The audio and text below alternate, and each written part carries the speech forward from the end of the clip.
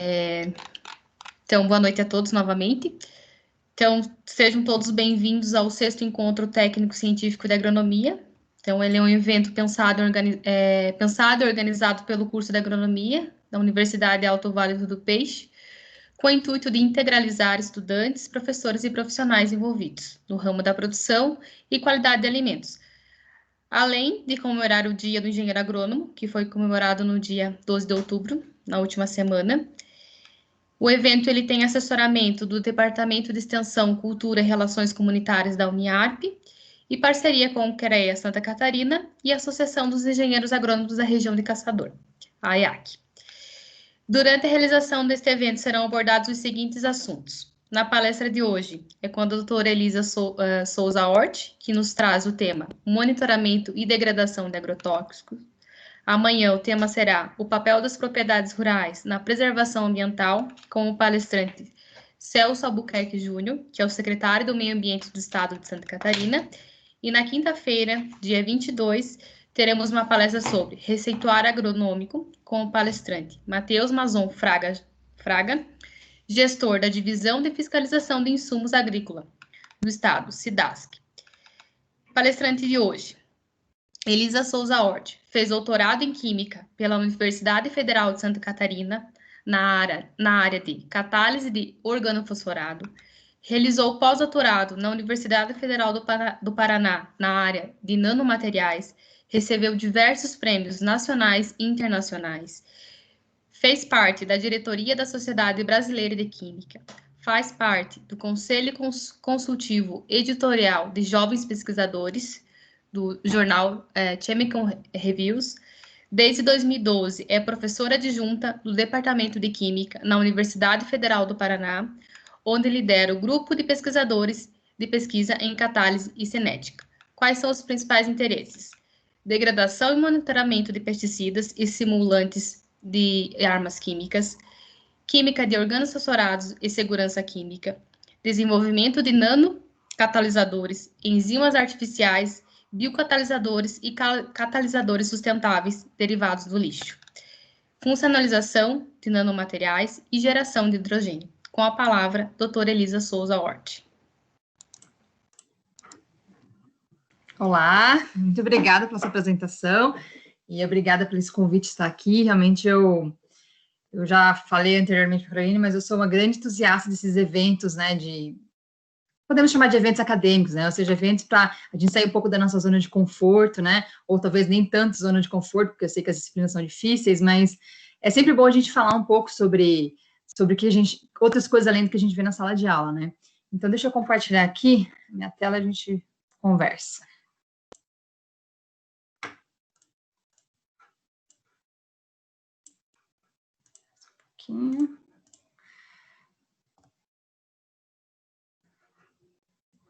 Vocês estão vendo a minha tela? Sim. Ótimo. Então, vamos lá. Então, eu, de novo, quero agradecer esse convite de participar desse evento, né? Vou falar sobre um pouco da minha linha de pesquisa, que é monitoramento e degradação de agrotóxicos.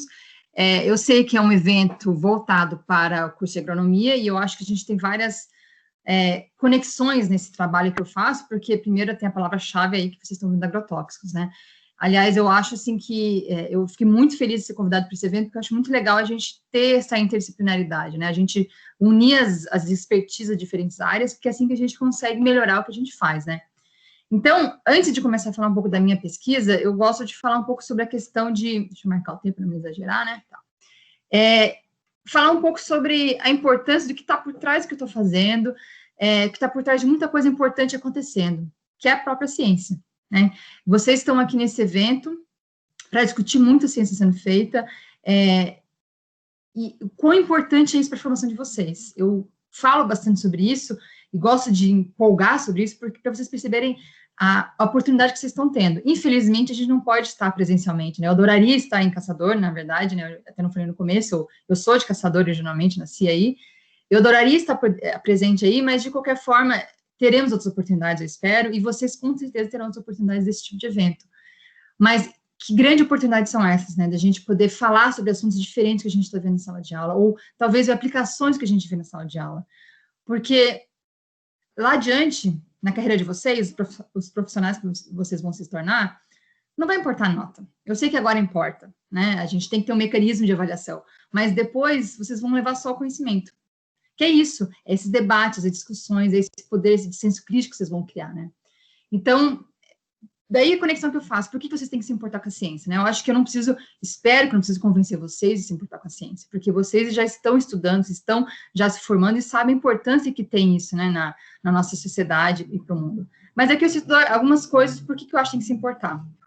Deixa eu colocar aqui um ponteiro de laser. A gente tem que se importar com a ciência por causa disso, em primeiro lugar. Esses contrastes. Veja que esses contrastes são, esse contraste que eu mostro aqui, veja um condomínio de luxo, com piscina em cada varanda, ao lado de, né, de uma favela. Então, veja, esse tipo de contraste faz com que a gente tenha que se importar com a ciência. Por quê?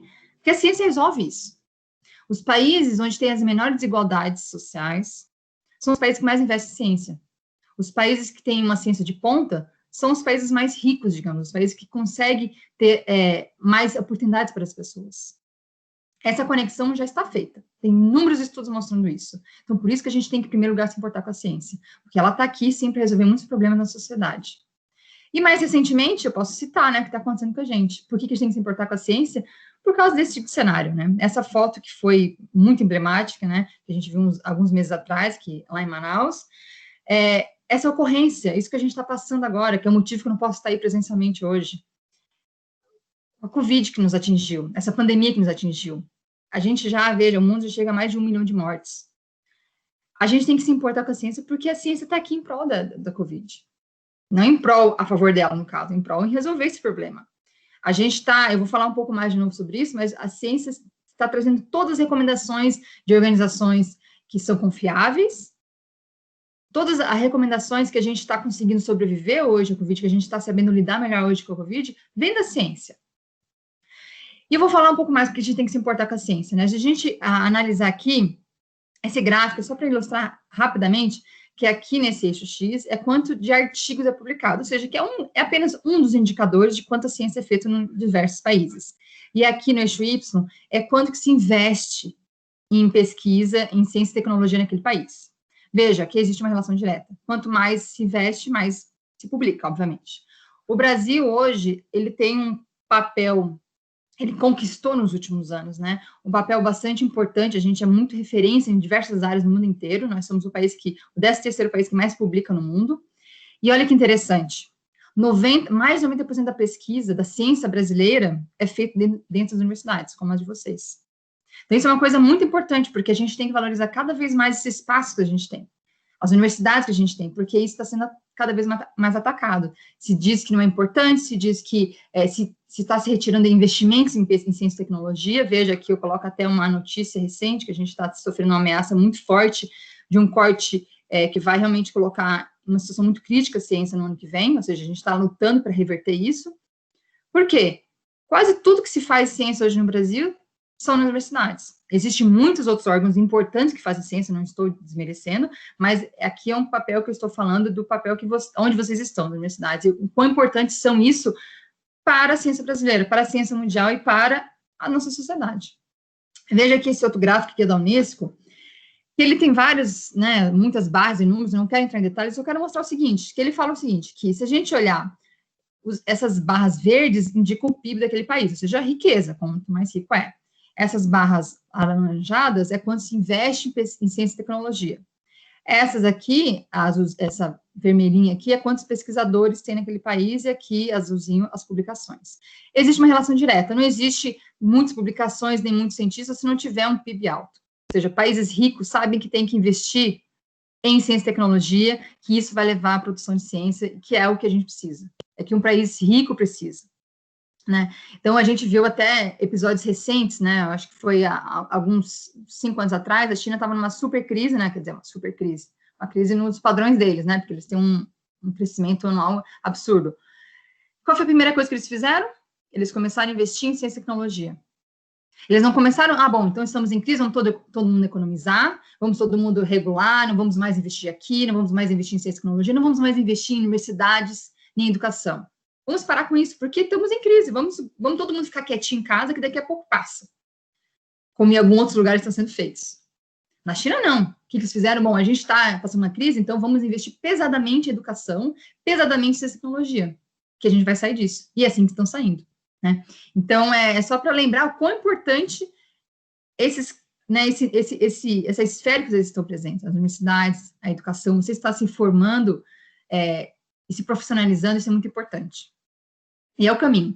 E eu falei no início porque a gente tem que se portar com a ciência, né? Eu cito alguns exemplos bem básicos e simples, né? Que eu tenho certeza que vocês todos têm vários exemplos que vocês poderiam dar, mas eu cito esses, que é o seguinte: a ciência está em prol de um mundo melhor.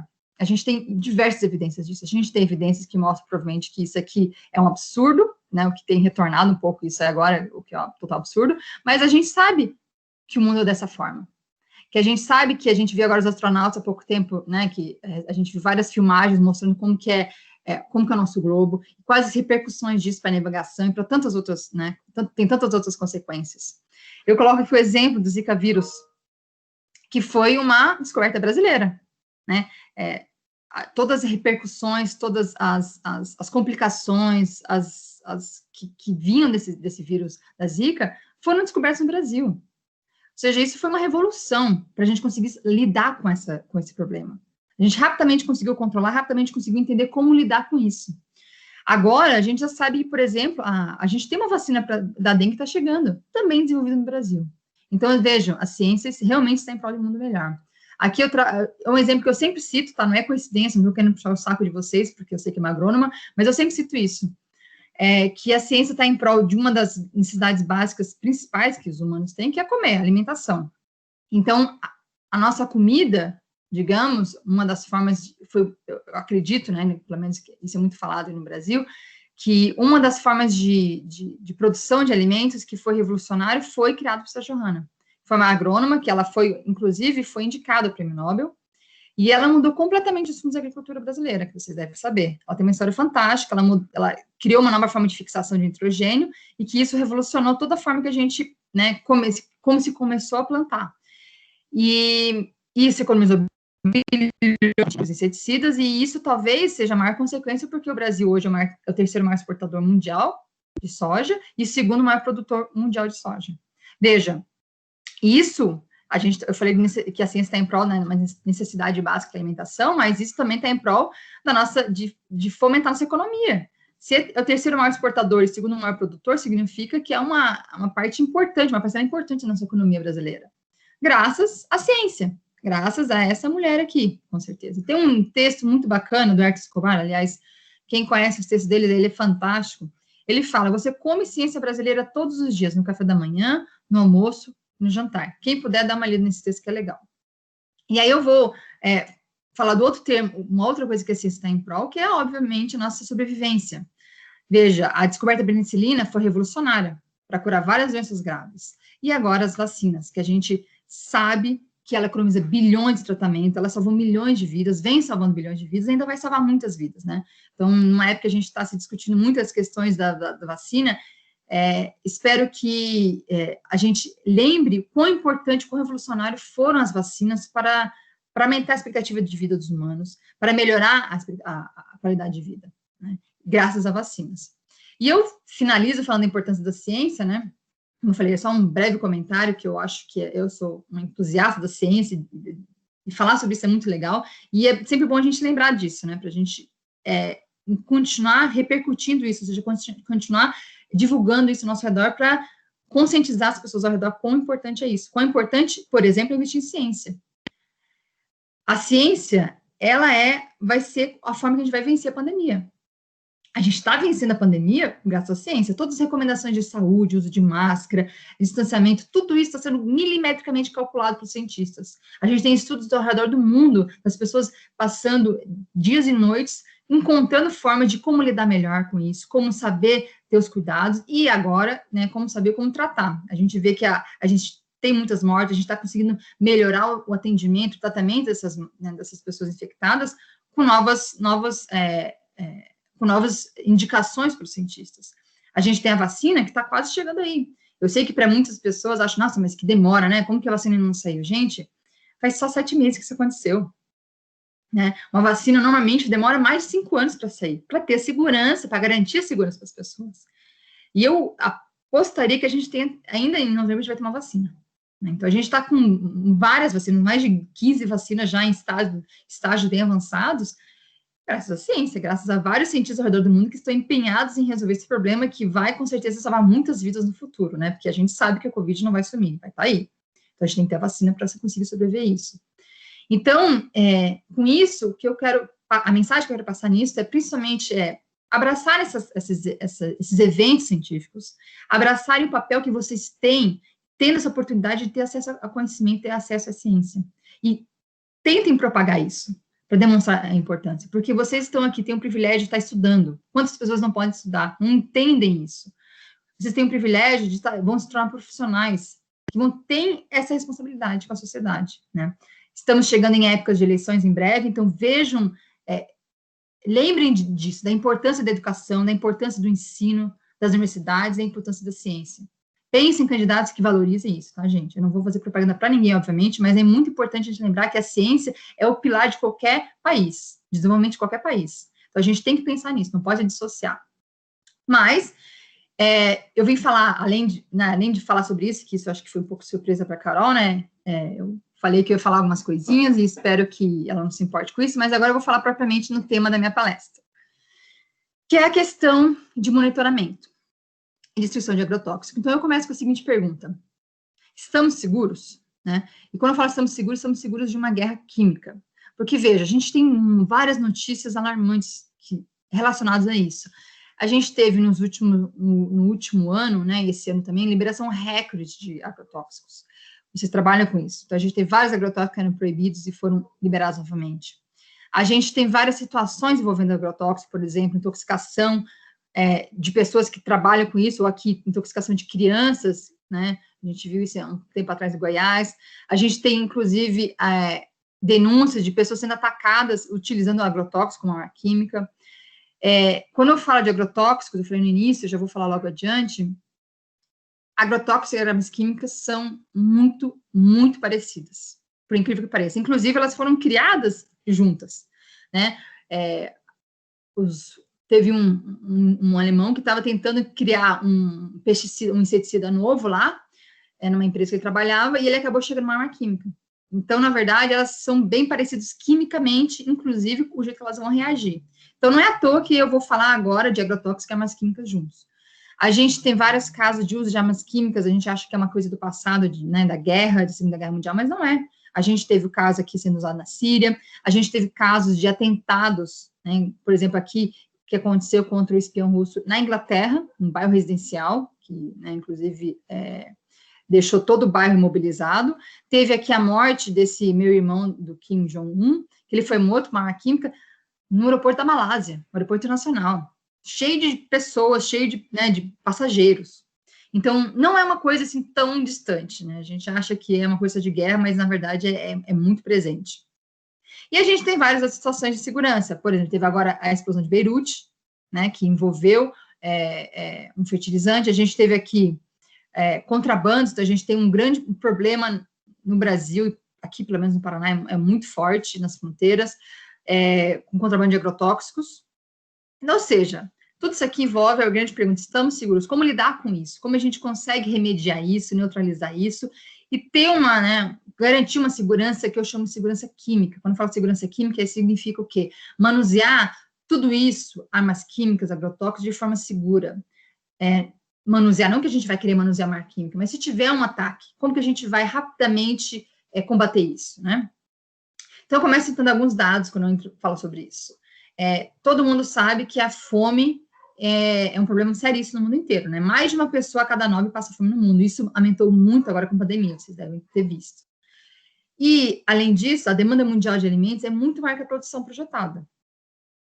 E o Brasil, nesse cenário, é o quê? É o segundo maior exportador mundial de alimentos, que dizem que iria passar para o primeiro, mas ainda não passou, acredito, né? Até onde eu vi os últimos dados. Ou seja, nós somos um dos grandes responsáveis em prover alimentos para o mundo.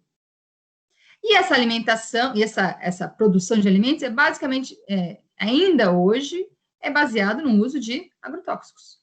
O Brasil é o maior consumidor mundial de agrotóxicos. Isso é uma realidade, né? Vocês devem saber. Então, talvez algumas coisas que eu vou falar aqui eu vou acabar provocando algumas pessoas, mas espero que vocês entendam o meu raciocínio, né, de como a gente tem atuado. Vejam, a gente precisa produzir mais alimentos. Nós somos responsáveis em combater, digamos, não posso dizer combater, né, mas em tentar diminuir cada vez mais essa questão da fome mundial. E a gente, para produzir esses alimentos, ainda se baseia no uso de agrotóxicos, né, somos o maior consumidor mundial. Então, é uma realidade que vai persistir por alguns anos, né. Nós temos ainda que muitas análises de alimentos possuem alguma irregularidade. Tem uma análise, uma análise que eu acessei recentemente, que dizia que 40% da análise de alimentos não tinha, tinha alguma irregularidade, né? Essa irregularidade é o quê? Tanto o uso abusivo, ou seja, usar a quantidade a mais que é permitido, que vocês sabem que, né, isso é o mais comum, e quanto o uso de substâncias proibidas, que também é bastante comum. E dentro dessas classes todas de agrotóxicos, que são bastante, né, tóxicos, dentro dessas irregularidades dos alimentos, o que mais tem alarmado, principalmente por ser um dos mais tóxicos, é uma classe específica que se chama organofosfatos, que é o que eu vou apresentar para vocês, que é o que eu trabalho. Então, a minha linha de pesquisa é focada nesse grupo específico de agrotóxico, porque eles são bem tóxicos e são os que têm similaridades com as armas químicas também. Veja um outro dado que eu coloquei aqui, que talvez aqui, que alguns vão discordar de mim, mas eu peguei de algum relatório que não vou me lembrar agora, tá? Mas a agricultura orgânica ainda é muito pequena. Nesse relatório que eu peguei, é menos 0,5, talvez seja um pouco maior, mas significa o quê? Ainda é muito difícil a gente conseguir prover toda a produção de alimentos baseada apenas em agricultura orgânica, ou seja, a gente vai estar com agrotóxico na nossa vida por algum tempo. Então, o foco do nosso grupo de pesquisa, enquanto isso acontecer, né, depois a gente tem outros planos também, mas é monitorar esse uso. Veja, a gente tem muitas pessoas trabalhando arduamente para garantir, estudar esses agrotóxicos e ver assim, qual a quantidade segura para usar esses agrotóxicos, que garanta o controle da praga e garanta a segurança para as pessoas e para os alimentos. Existe estudo para isso. Então, que tal a gente seguir isso? Porque o problema eu sou totalmente adepta aos orgânicos, não se engane, eu compro tudo orgânico, obviamente, mas nem todo mundo tem acesso. A gente tem que ter essa realidade. Não sei como que é em Caçador, mas aqui em Curitiba a gente tem um amplo acesso.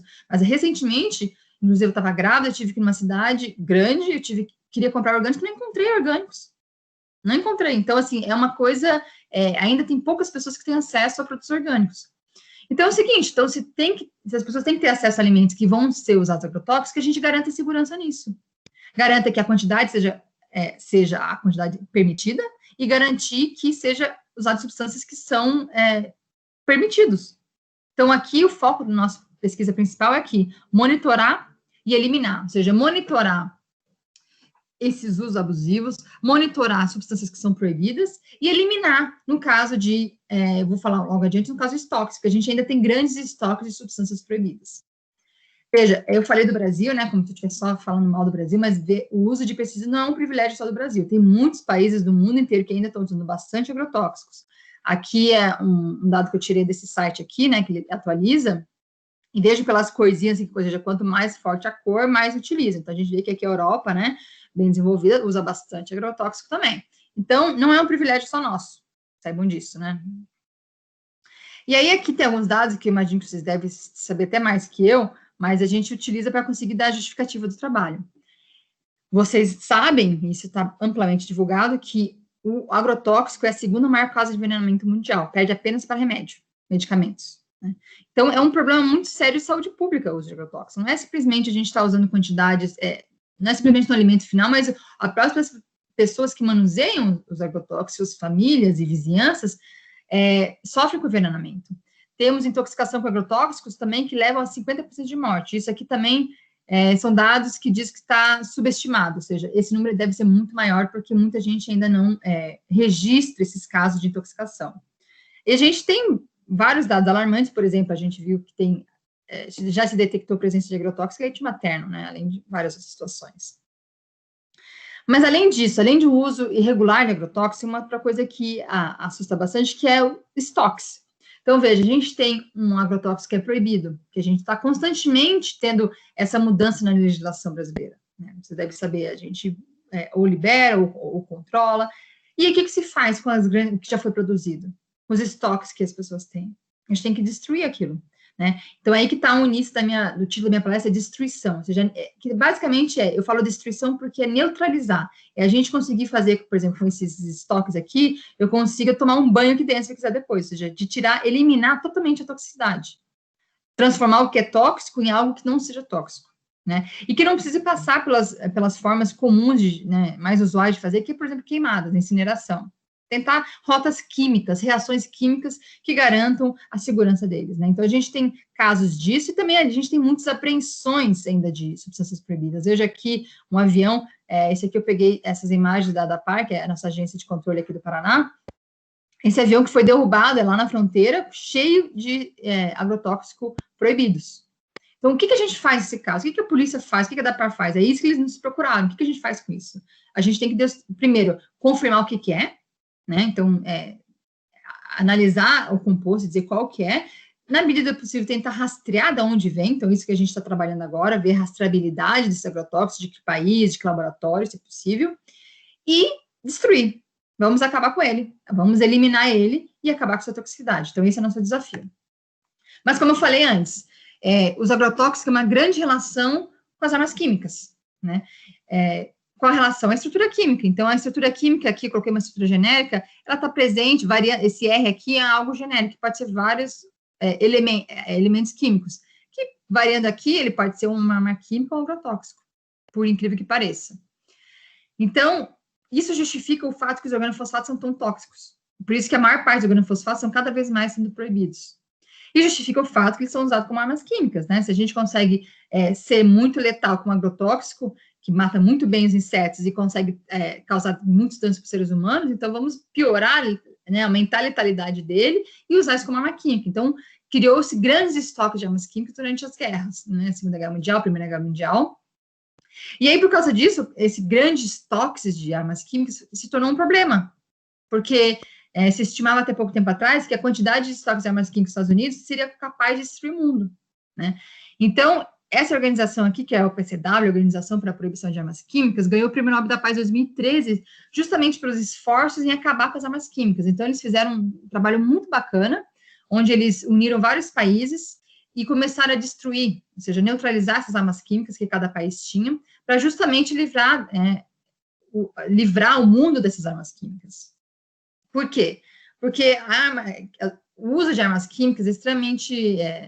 não existe guerra melhor, né? Mas armas químicas não têm muito poder de reação, né? Ela tem uma morte muito rápida.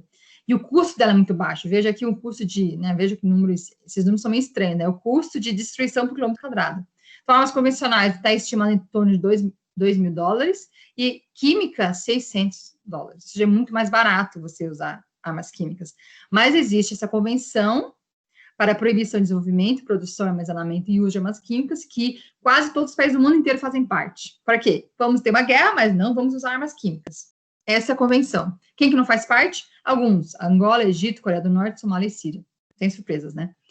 Bom, o que essa convenção faz, então? Ela garante com que nenhum país produza armas químicas, ela garante que nenhum país, que tudo que foi produzido vai ser eliminado, e garante ainda, e isso é muito importante porque o uso de armas químicas não é só questão de guerra, não, gente.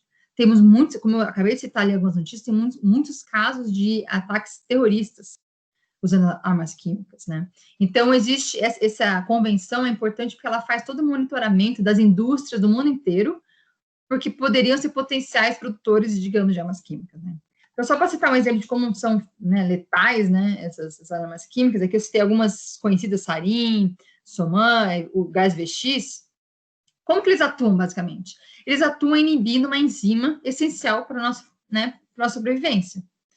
E aí, essa inibição da enzima causa um colapso nervoso e a gente morre em alguns segundos. Vejam aqui o exemplo, se eu pegar 1 miligrama, 1 miligrama é 0,0001, é muito pouco.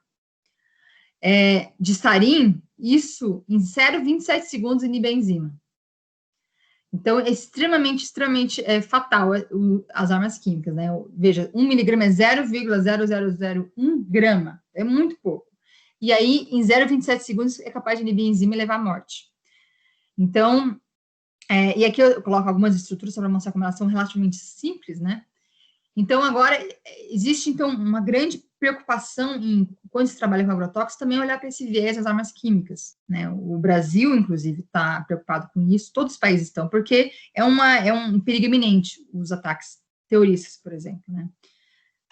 Então, de maneira geral, nessa classe de compostos, né, o que a gente tem interesse é justamente em destruir, que é neutralizar, e eliminar a toxicidade desses compostos. Pensando nesses grandes estoques, então, veja, grandes estoques de quê? De agrotóxicos, grandes estoques de armas químicas, se for encontrado, ogivas que ainda são encontradas, né, ainda tem que ser feita uma destruição, uma neutralização deles.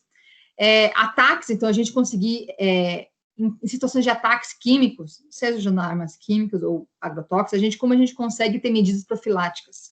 Que tipo de medicamento a gente pode tomar? Que tipo de ação a gente pode tomar para as pessoas não morrerem? E, por fim, né, uma parte importante que é o monitoramento, a gente conseguir monitorar isso da forma mais eficaz possível de quando está tendo algum ataque, quando está se usando uma quantidade muito excessiva, ou uma substância proibida, e em diversos meios, né, no meio rural, nos alimentos, e por aí vai. Então, aqui eu vou entrar um pouquinho, tá, rapidamente na química do negócio. Então, como eu falei aqui, a classe de agrotóxico que a gente tem trabalhado no nosso grupo, essa classe aqui de organofosforado, que tem essa estrutura genérica aqui, que também é o que está presente em armas químicas. E o que eu quero só ressaltar aqui para vocês, que digamos que é a ponte central da minha pesquisa. Essas moléculas são estáveis. Significa o quê? Que é muito difícil você degradar elas. Essa ligação é muito estável, ou seja, fazer qualquer coisa, qualquer reação química aqui, não vai acontecer. Ele significa o quê? Que se eu pegar esse aqui e deixar num tanque por anos, ele vai ficar lá dessa forma, não vai se degradar. Né? Então, vocês devem imaginar que tem muitas substâncias que vocês trabalham que, né, tem uma validade. Depois de um certo tempo, eles vão lá e se degradam. Os organofosforados são extremamente estáveis, isso não acontece. E esse é o maior desafio. Vejam, essa reação química aqui que vocês estão vendo, veja, olha que simples essa reação química. É simplesmente substituir isso daqui por isso daqui, estão vendo? E eu posso garantir para vocês que essa simples reação química pode levar um produto atóxico, sem nenhuma toxicidade. Só que o problema é que é tão simples, mas, como eu falei, isso aqui é muito estável, é muito difícil fazer isso aqui. Significa o quê? É uma reação muito lenta. E aí eu vou, né, fazer com que vocês relembrem um pouco da química, de o que a gente faz com uma reação muito lenta e a gente quer fazer que ela seja mais rápida. A gente catalisa ela, lembrem desse termo? Catalisar. Então, catalisar significa acelerar reações. Então, meu grupo de pesquisa, que é o grupo de catálise e cinética, é justamente desenvolver catalisadores que vão fazer o quê? Nada mais do que acelerar essa reação química. Para quê? Para degradar. Por quê? A gente consegue, em primeiro lugar, usar o catalisador para degradar, ou seja, neutralizar esse produto tóxico e garantir algo que não é tóxico. E depois, a gente se beneficia dessa reação química para monitorar a presença dele em algum meio, né? Então, essa é a base do nosso trabalho, é desenvolver substâncias, que são chamadas catalisadores, que vão fazer com que essa reação aconteça. Então, eu dividi alguns resultados que a gente tem tido nos últimos tempos em 4 tópicos, tá? Que eu vou falar para vocês. Então, antes de falar sobre isso, eu quero só apresentar rapidamente meu grupo, né? Que eu acho que eles são os grandes responsáveis por tudo que eu vou apresentar aqui, então eles merecem sempre ter o reconhecimento no início e não no final, né? Quando a gente está com pressa, digamos. Então, hoje meu grupo tem 9 alunos, né? A maior parte deles estão nessa foto, essa foto precisa ser atualizada, porque afinal passaram 7 meses, né, nessa pandemia. Mas são alunos fantásticos que eles estão trabalhando firmemente, né, nessas linhas que eu estou mostrando para vocês. Então, se vocês quiserem saber um pouco mais, a gente tem página do Facebook, tem site, então acessem lá e vocês conseguem saber um pouco mais. Bom, a primeira vertente do trabalho da minha pesquisa é algo bem químico, né? É algo que eu não vou focar muito nas reações químicas, porque eu sei que talvez não seja de interesse, mas eu só gostaria de pincelar a importância disso, que é entender como as reações químicas acontecem. Parece ridículo, né? Eu falar para vocês, nossa, é importante entender como as reações químicas acontecem. Mas aqui eu vou dar alguns exemplos específicos. Veja aqui, uma reação, vocês conseguem ver aqui, que é o VX, que é um gás VX que é extremamente tóxico, inclusive foi ele que foi usado para matar o irmão do Kim Jong, lá no aeroporto da Malásia, que eu falei antes. Veja, esse gás VX, ele em água, você vê que tem as setinhas, tem água em cima, né? Acontece 3 reações químicas. Se formar esse produto aqui é quase mais tóxico, tão quanto tóxico quanto o VX inicial. Então, a gente faz uma reação química achando que vai formar produtos menos tóxicos ou atóxicos, né? A gente vai destruir ele, na verdade, a gente não está destruindo ele, a gente está criando outro produto que é mais tóxico ainda.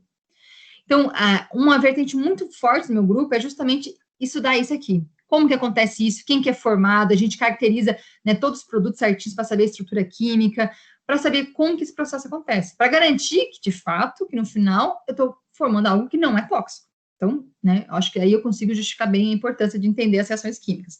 A outra importância é o seguinte, a maior parte das detecções, hoje em dia, de agrotóxicos, de qualquer agrotóxico, inclusive, não é só organofosforado, se baseia em reações químicas que formam um produto. Por exemplo, aqui eu exemplifiquei um produto que é formado.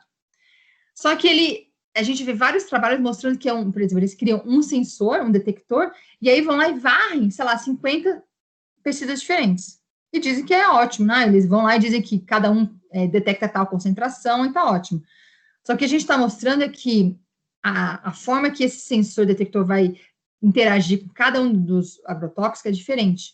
Então, a gente pode estar subestimando ou sobrevalorizando algum tipo de valor, né? Então, nem sempre o mesmo sensor detector é válido para vários pesticidas diferentes. E por mais que isso é muito reportado, é pouco estudado. Então, a gente não se tem certeza que ele é válido, ou seja, como que esse processo acontece. Então, aí que justifica. Então, o que a gente tem feito é justamente entender. Eu só vou mostrar um exemplo bem simples. Eu peguei aqui 2 pesticidas, tá? O Paraxon, veja uma estrutura química bastante simples, poucos átomos, né? Então, vamos lembrar um pouco de química orgânica. E aqui o Paration. Aqui eu só quero mostrar o seguinte, a gente pega essa molécula aqui, reage com esses 2 pesticidas, ele reage de maneiras completamente diferentes, uma mesma molécula. Nesse caso aqui de cima, com esse pesticida aqui, ele leva produtos, que eu coloquei verdinho aqui, menos atóxicos. Mas no caso desse pesticida aqui, o Paration, ele leva um produto que é tóxico também, por isso que eu coloquei vermelhinho aqui.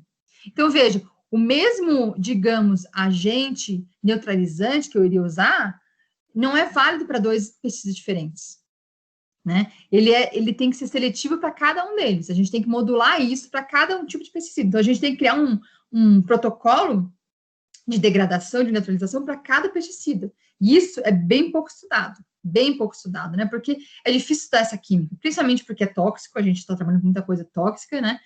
E são reações bem capciosas, né? Então, esse é o exemplo que eu queria mostrar. A gente tem feito isso com vários outros pesticidas, inclusive. E aqui é um caso de diazinon, que talvez vocês conheçam também, né? Que o diazinon, ele é amplamente vendido, né? Principalmente vendido como em coleiras de antipulgas. Aqui eu coloquei até uma fotinho de um shampoo para cachorros, que tem diazinon. Ele é essa molécula aqui também, dessa classe de organofosforado que a gente tem interesse. O que a gente mostrou aqui, a gente está estudando ele, mostrou que a gente consegue mudar a forma que a gente consegue neutralizar esse diazinon de acordo com o pH. Então, aqui a gente né, não vou entrar em detalhes aqui, mas a gente estudou todos os pHs aqui, a gente mostrou que pHs bem ácidos, 3, pHs neutros, 7, pHs 10 básicos, ele reage de formas bem diferentes. E a gente consegue fazer o quê? Que o diazinon, que é algo muito estável, que ele dura 18 meses, mais ou menos, em água, a gente consegue reduzir isso para 160 minutos, usando os nossos catalisadores, ou seja, a gente consegue destruir isso com eficiência e num tempo bem curto. Lembra que o objetivo do catalisador é o quê? Em primeiro lugar, reduzir o tempo da reação, para a reação ser mais rápida, porque são moléculas extremamente estáveis, e depois a gente conseguir garantir que os produtos são menos tóxicos, né? Então, a gente conseguiu fazer isso com o diazinon, né, que é um produto ainda comercial. Então, a gente tem feito isso, ainda estudado bastante isso, para projetar novos neutralizantes ideais, isso baseados também em cálculos computacionais, por exemplo. Então, eu vou diretamente para algumas aplicações, então, usando catalisadores derivados de nanomateriais de carbono, que a gente chama de nanocatalisadores. Então, são catalisadores, ou seja, vão acelerar a reação, mas baseados em nanomateriais de carbono. Por exemplo, nanotubos de carbono, como já deve ter ouvido falar. Então, o que a gente faz? Então, a gente também que faz uma química bastante trabalhosa, digamos, né? Não é simples, mas a gente gosta que faz. E o que a gente faz, basicamente, é criar esses catalisadores através de, né, a gente coloca grupos diferentes, vocês estão vendo aqui, grupos funcionais diferentes em cima desses materiais, seja grafeno, nanotubos de carbono, e a gente consegue ter um monte de catalisador diferente. A gente desenvolveu mais de 15 catalisadores. Mas qual que é o diferencial de usar nanomateriais de carbono? O diferencial está justamente na forma que a gente processa eles. Porque até agora a gente vem estudando reações que são solúveis em água. Então, por exemplo, eu dei o exemplo do imidazol ali, eu jogo ele, né, em água, ele vai degradar, vai neutralizar super bem, mas ele fica lá solúvel junto. Então, você vai ter que ter uma etapa seguinte para conseguir separar, e é difícil. Já os nanomateriais, eles não se solubilizam. Então, a gente consegue separar, porque ou eles estão na forma de filme, desculpa, de pó, então eles conseguem separar, ou um filme que a gente tem feito, que é o seguinte, a gente pega uma lâmina de vidro e coloca um filmezinho de cada lado dessa lâmina que contém esse material. Eu já vou mostrar um videozinho, uma foto disso. Aqui, gente, é só para mostrar, não vou dar esses detalhes, só para mostrar que tem muita química envolvida aqui, né? Então, a gente tem que passar por muitas reações químicas, muitas etapas, até conseguir chegar no material final, por exemplo, que é o catalisador. Então, o que a gente faz, basicamente? A gente desenvolve esses catalisadores e aí testa eles para ver se eles vão conseguir degradar um orgânico fosforado, um pesticida. Veja aqui um exemplo. A gente reage e acompanha a reação química. Se a reação for rápida e se forma algo que é menos tóxico. Como eu falei, a gente tem isso na forma de pó, então é fácil separar, só filtrar. A gente tem isso na forma de filme fino. Então, a gente consegue aqui, veja aqui uma lâmina de vidro que contém o nanocatalisador, a gente consegue colocar dentro da solução, depois tirar e reutilizar isso várias vezes. E a gente consegue, isso é uma lâmina pequena, a gente consegue dimensionar e fazer uma lâmina grande, para pensar num estoque, né, enorme, né, um galão enorme, a gente conseguiria também fazer isso. E também a gente consegue fazer catalisadores magnéticos, ou seja, que a gente consegue separar com ímã. Então, o objetivo aqui é o quê? Facilitar a separação. Porque a gente não quer criar um neutralizante que a gente consegue jogar lá no galão e pronto, jogou no galão e acabou. A gente quer conseguir reutilizar aquele neutralizante para vários galões diferentes, né, gente? Então, aqui, só para exemplificar mais ou menos o que a gente tem feito, um resumo, né, eu não vou entrar em detalhes mais que isso, mas um resumo básico, que é o que importa. Quão rápidas as reações se tornam, né? Então, a gente pega, por exemplo, esse organofosforato, que é um que a gente utiliza bastante, a sua reação sozinha em água, ou seja, só ele em água, ele leva 15 dias. É lento. Se a gente consegue colocar nossos catalisadores, ele pode ser reduzido para 4 dias, 10 horas e até 1 hora na presença de um dos catalisadores. Ou seja, a reação fica mais rápida. Né? Ou seja, a gente realmente desenvolveu algo que é muito bom. A gente pegou, então, o pesticida real, o Paraxon, que a sua reação em água, ou seja, ele puro em água, como eu falei, é muito estável, está estimado em milhões de anos. Ninguém acompanhou isso, mas está estimado, ou seja, ele fica lá por muito tempo, daquele jeito. O que acontece? Se a gente consegue reduzir isso para 4 dias até. Por enquanto, a gente está conseguindo melhorar esses números, né? Então, 4 dias significa o quê? Que uma reação que a gente jamais iria conseguir acompanhar acontecer, vai para 4 dias. A gente consegue degradar em 4 dias, neutralizar em 4 dias. Parece muito tempo, mas é pouco. A gente imagina que a gente joga lá dentro, deixa 4 dias, no final, né? Que a gente não tem nada tóxico ali dentro. Então, isso é muito, muito importante, justamente nessa vertente de apreensões de substâncias proibidas, é como a gente consegue destruir. E esses mesmos processos, a gente consegue também usar para detectar, que já vou falar logo adiante. Então, aqui um videozinho mostrando aqui, ó, a lâmina de vidro contendo o nanocatalisador, aqui dentro tem a reação contendo o agrotóxico, o organofosforado, e a reação acontece, ao final da reação ela fica amarelinha, a reação acabou. Então, a gente pode retirar esse filme, lavar, ela não sai, então a gente consegue, ele fica bem aderido ao vidro, não sai para a solução, a gente já fez vários estudos, inclusive, para provar isso, e a gente consegue reutilizar isso várias vezes, ou seja, é uma forma bem, digamos, prática, né, de a gente conseguir neutralizar algo. E aqui é o exemplo do catalisador magnético, então a gente consegue separar com ímã, né? Então a gente tem reação acontecendo, no final que acabou, a gente usa um ímã, separa, e aí consegue reutilizar e mudar a solução do meio, né? Então aqui está exemplificado em escala pequena, mas consegue imaginar uma escala maior. A gente tem uma boa ideia de como a reação está acontecendo já, né? A gente tem bastante indícios, né? Não vou entrar na reação química específica, mas a reação química nos mostra que a gente consegue reciclar, reutilizar esse catalisador várias vezes. Inclusive, a gente fez isso. A gente pegou o mesmo catalisador e utilizou várias vezes com soluções diferentes. E a gente conseguiu manter a mesma atividade, ou seja, ele conseguiu destruir, neutralizar com a mesma eficiência. E a gente conseguiu provar depois, né? A gente fez algumas, que se chama caracterização após, e mostrou que está tudo intacto, está tudo lá como a gente tinha feito desde o início. Então, isso mostra que a gente tem é muito promissor nesse sentido, a gente consegue reciclar e reutilizar esse material. Uma coisa interessante que a gente conseguiu fazer com isso é que esse mesmo material que a gente consegue usar como catalisador, a gente também consegue usar como sensor. Na verdade, que é a mesma coisa que um detector. O que acontece? A gente consegue, por exemplo, colocar aqui uma lâmina de vidro, ele reagindo com um organofosforado, e no final da reação, ou seja, ele vai quebrar, destruir esse organofosforado, né? E vai gerar esse produto aqui. Se a gente pegar e retirar esse catalisador do meio que contém esse produto final, a gente consegue detectar isso por técnica chamada Raman, de espectroscopia Raman, e confirmar que qual quantidade estava presente no início do nosso organofosforado. Então, veja, o mesmo material, ele é multifuncional, ele consegue catalisar, ou seja, destruir, neutralizar e ainda sensoriar isso. A gente fez isso com 2 pesticidas, e isso é um trabalho de colaboração também com o professor Henrique, lá de Montpellier, da França, né? Então, é um trabalho muito bacana ter essas 2 funções. A gente também tem colaboração com o pessoal da minha universidade, que faz sensor eletroquímico. É um tipo de detector também, né? Que se baseia, na verdade, você aplica um potencial e você vê alguma resposta. O que eles conseguiram ver, observar, é que eles conseguem chegar a concentrações bem baixas desse pesticida aqui, o Paraxon, 10 a menos 7 mol por litro, né? Que 10 a menos 9 gramas por litro, se acharem melhor ver dessa forma. E eles conseguiram fazer o seguinte, conseguiram colocar esse agrotóxico no suco de laranja e observar e confirmar a concentração que estava ali dentro, ou seja, não teve nenhuma interferência, digamos, dos outros né, que está presente no suco de laranja, por exemplo. Aqui, fugindo bastante desse assunto, mas só para mostrar que esses mesmos materiais que a gente desenvolve para a destruição e neutralização de agrotóxicos, a gente também tem utilizado para a geração de hidrogênio. Uma outra vertente do meu grupo é justamente gerar hidrogênio, que é uma energia limpa, né? Então, só para mostrar aqui um videozinho, exatamente, né? E aqui uma foto, como é o vidro, a lâmina de vidro com catalisador, e aqui a gente tem o hidrogênio ser gerado. Então, é uma outra vertente importante que a gente faz, que, né, está na minha linha de pesquisa, que é catálise. Bom, a penúltima tópico que eu quero falar para vocês é o reuso de lixo. Então, a gente tem muito interesse em desenvolver catalisadores que sejam mais baratos. E um deles é justamente o quê? O mais barato que reutilizar um lixo, né? Então, a gente tem buscado alguns materiais sustentáveis, por exemplo, goma arábica. Goma arábica é extremamente barato, se a gente comprar, é biocompatível, então não é tóxico, e ela também é um problema, ela é um lixo, por exemplo, na indústria de taninhos do Rio Grande do Sul. Então, a gente tentou pensar em pegar materiais que são sustentáveis e também resíduos de indústrias para tentar utilizar isso como suporte dos catalisadores, né? E outro material que a gente tem focado é a casca de arroz, né, que é um problema, né, vocês devem saber, é um problema enorme, é o maior lixo agrícola que a gente tem.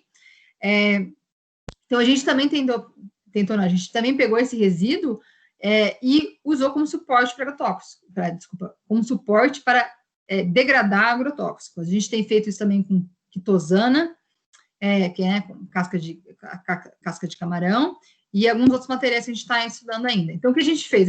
A ideia é mais ou menos parecida com o que a gente fez com materiais, que eu acabei de mostrar. A gente pega esse material que é o goma arábica ou casca de arroz e coloca grupos diferentes, que eles vão ser os grupos que vão, digamos, enxergar o agrotóxico. Ele que vai reagir com o agrotóxico, né? Se a gente pegar esse aqui, nada acontece. Se a gente pegar esse grupo aqui, esse material aqui que a gente desenvolve no laboratório, isso que está em vermelho aqui é o que vai se ligar ao agrotóxico e dar uma resposta para a gente, seja neutralizar ou seja algum sensor.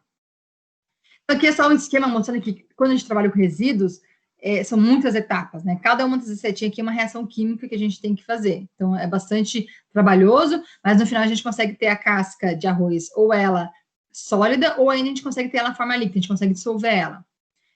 O que a gente fez, então? A gente desenvolveu mais de 8 catalisadores derivados desse, tanto de goma arábica quanto de casca de arroz, e tanto a goma arábica comercial como a goma arábica que vem do lixo industrial que a gente obtém. E a gente conseguiu ver que ela é extremamente eficiente para conseguir neutralizar agrotóxicos, né? A gente, além de ver que elas têm esse potencial, eles também conseguem atuar como uma enzima artificial, que foi muito promissor também. Então, aqui é só para mostrar, então, o que a gente tem, né? A gente tem aqui um videozinho mostrando brevemente como que é esses catalisadores de casca de arroz. Então, a gente tem a reação aqui acontecendo, no final a reação acaba, a gente consegue filtrar e reutilizar isso também várias vezes, como eu falei anteriormente. E aqui também, eu não coloquei os tempos de reação, mas a gente consegue reduzir as reações químicas para poucas horas, né? Então, são materiais muito promissores, principalmente considerado o fato que a gente retira do lixo. A outra vertente que a gente tem feito mais recentemente é usar esses biopolímeros, né, que são para desenvolver géis neutralizantes. O que é isso?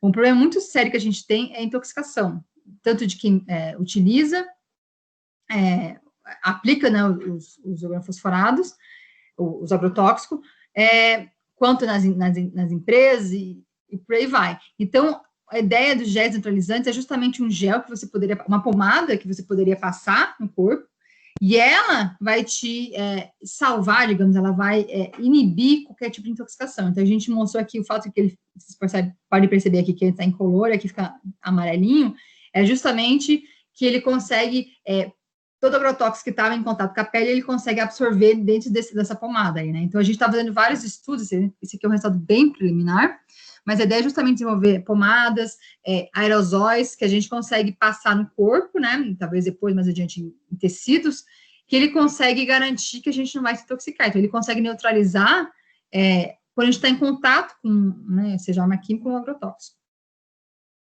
Bom, e por fim, o último tópico que eu quero falar é sobre um detector que a gente desenvolveu, que é um detector de baixo custo. Então, qual que foi a ideia, na verdade, aqui? A gente quis desenvolver um colorímetro. O colorímetro é basicamente o quê? Algo que nos dá uma resposta com mudança de cor. Então, vou dar um exemplo. Se vocês, todo mundo conhece o Tang, né? O suco Tang.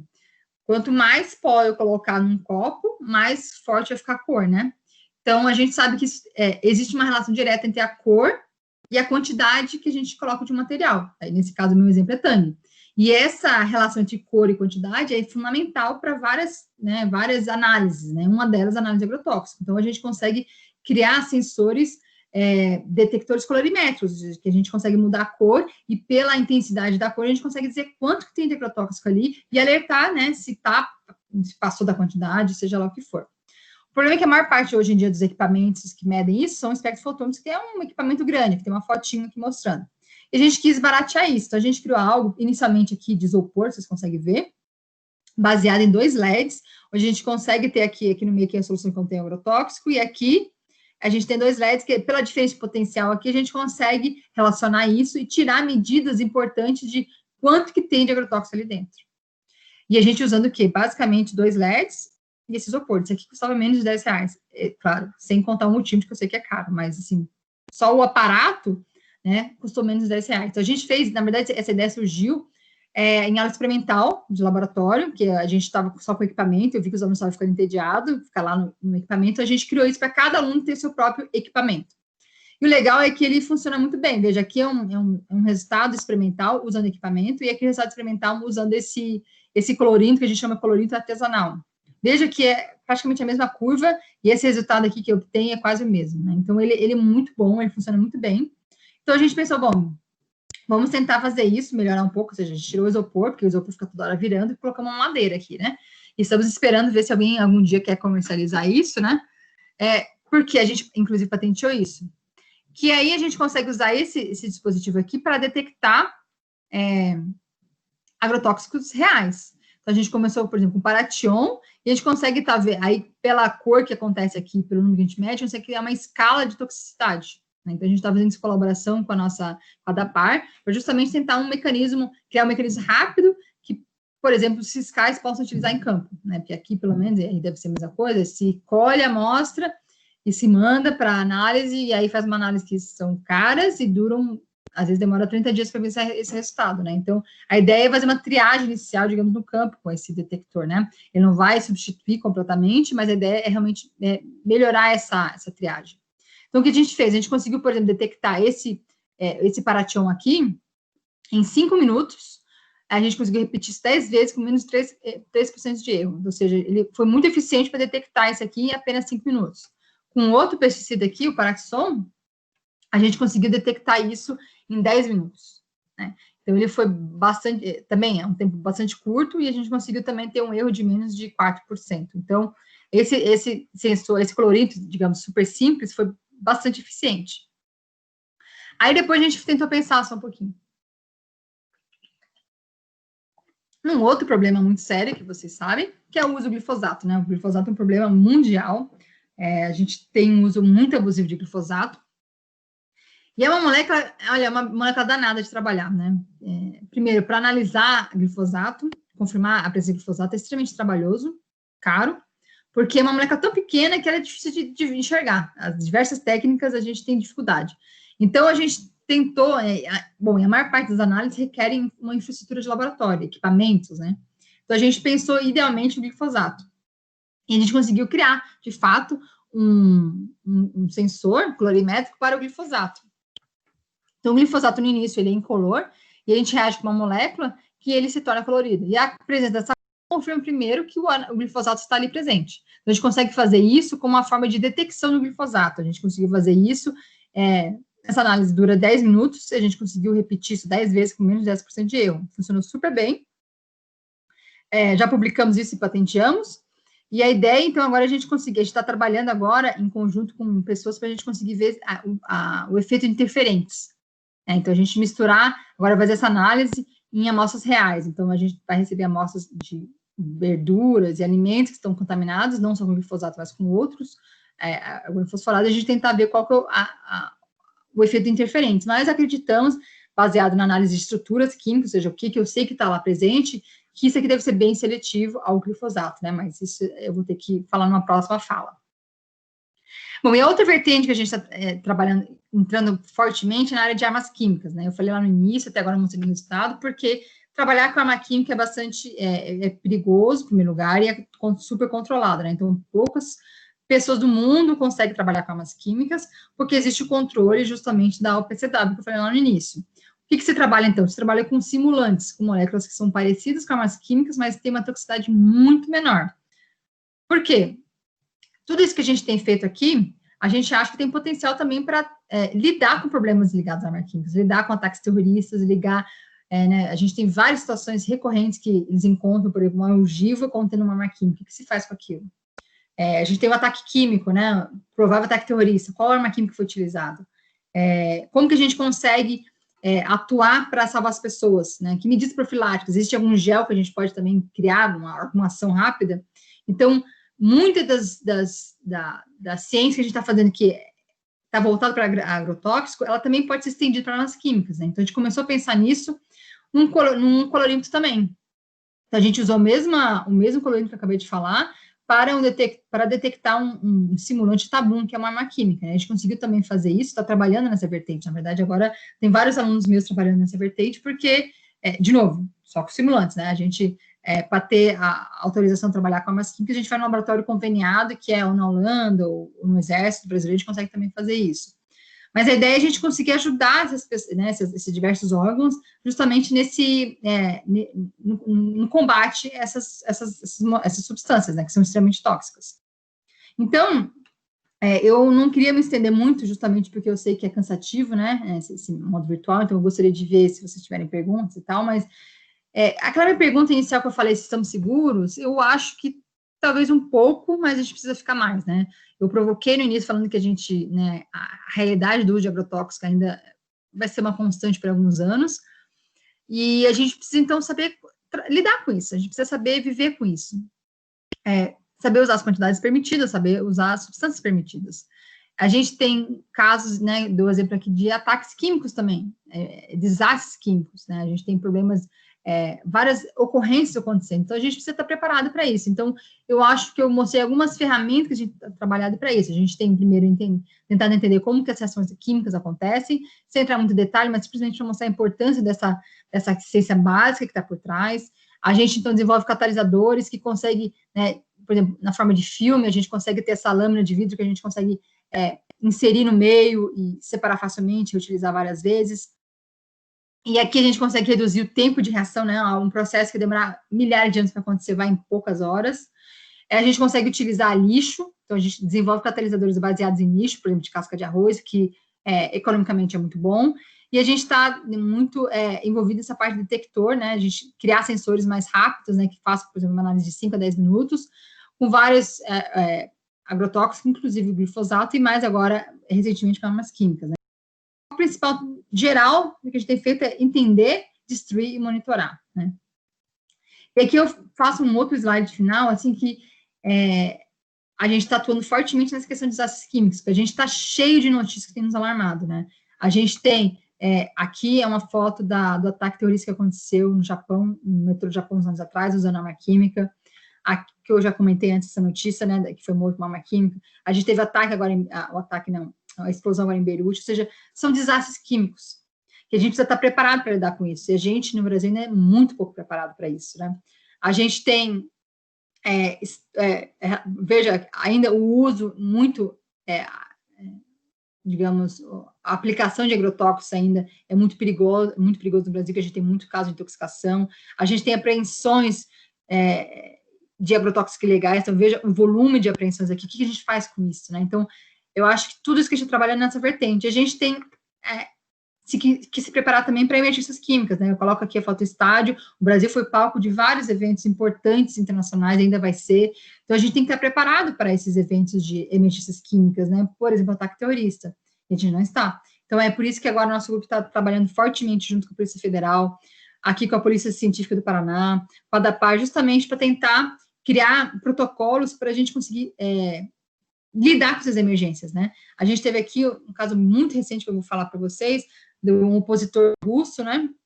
Um político russo que foi envenenado, vocês devem ter visto que foi envenenado e aí foi encaminhado para a Alemanha. Foi confirmado que ele usou uma arma química, que é um novo choque. Essa arma química é muito recente. Não é uma arma química, gente, foi uma arma química que foi criada durante a Segunda Guerra e sobrou. Não. Ainda se está criando arma química, esse é o problema. Então, esse que é o grande desafio, a gente conseguir combater isso, porque agora isso aconteceu, não aconteceu, isso aconteceu na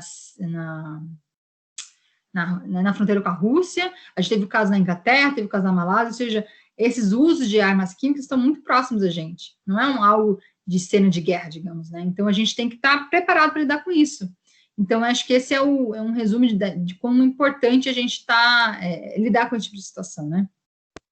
Então, eu agradeço imensamente por esse convite de estar aqui, espero que eu tenha trazido algumas coisas, que não tenha cansado muito vocês, né? Eu gosto de acabar com esse slide para lembrar vocês que tudo vai melhorar, daqui a pouco tudo isso vai passar, amanhã vai ser outro dia. Lembro vocês da importância desse evento que vocês estão participando, participem desse evento, de todos os eventos que puderem, transbordem de conhecimento, que essa é a melhor arma que vocês vão ter para a vida de vocês. E espero que seja muito proveitoso os outros dias. Agradeço novamente esse convite e fico aqui à disposição para perguntas. Muito obrigada. Obrigada, Elisa, você pelas palavras. Você abriu muito bem o evento. Nós tínhamos conversado à tarde sobre se poderia falar da parte da pesquisa. Gostei muito da tua fala. Eu deixo aberto a perguntas e eu gostaria de fazer uma pergunta. Queria iniciar com uma pergunta. Então, no início, você fala que você está em conjuntos de trabalho a cada par, né? Que seria, para os alunos entenderem, seria como se fosse a SIDASC no estado de Santa Catarina. Esses testes que você faz em laboratório com temperatura controlada, correto? Ou chegou a fazer alguma coisa a campo já? Alguma coisa de degradação no solo? Se a temperatura interfere? Ótima pergunta. Então, a gente ainda não fez no campo, mas a gente variou a temperatura para ver, assim, quais condições que a gente conseguiria trabalhar. Então, a gente vê que o que a gente está criando no laboratório, a gente consegue, ele não é tão, digamos, ele não é tão sensível à temperatura, a gente consegue trabalhar na faixa ampla de temperatura e continua funcionando bem. O que a gente está fazendo agora?